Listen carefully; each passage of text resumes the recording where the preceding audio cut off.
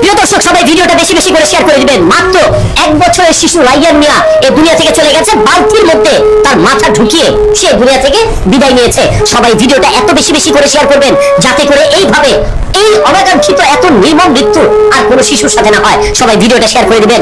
ঘটনাটা আমি আপনাদেরকে খুলে বলছি, তবে আপনারা ভিডিওটা এত বেশি শেয়ার করে দিবেন যাতে করে প্রত্যেকটা মানুষের প্রোফাইলে প্রত্যেকটা মা বোন এই ভিডিওটা দেখে। হয়তো আপনি ভাবছেন আমার ঘরে শিশু সন্তান নেই, এই ঘটনা ঘটবে না। বিশ্বাস করেন, আপনার এই ভিডিওটা দেখে হয়তো কোনো মা, হয়তো কোনো পরিবার একটু সতর্ক হলেই সেখানে আপনার সার্থকতা হবে এবং আমার সার্থকতা, কারণ ছোট বাচ্চারা নিষ্পাপ। ঘটনাটা আপনাদেরকে খুলে বলছি।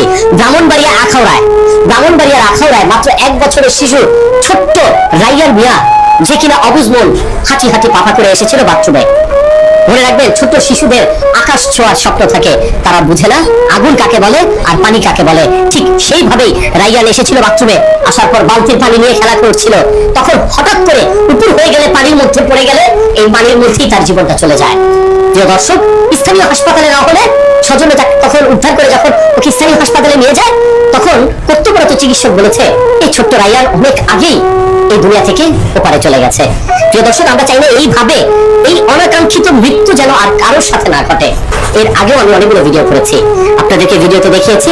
ঢাকা ওয়ারিতে এইভাবে বাথরুমের পানিতে পড়ে মায়ের অবর্তমানে চলে গেছে, অজান্তে চলে গেছে ছোট্ট শিশুটি।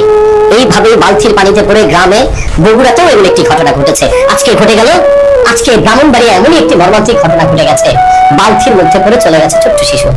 অনেকে ভাবছেন যে আমি কেন শেয়ার করবো ভিডিওটা। ভাই, আপনি শেয়ার করেন, বোন আপনারা শেয়ার করেন, আপনার এই ভিডিওটি ভাইরাল করে দিন যাতে করে প্রত্যেকটা মা বাবা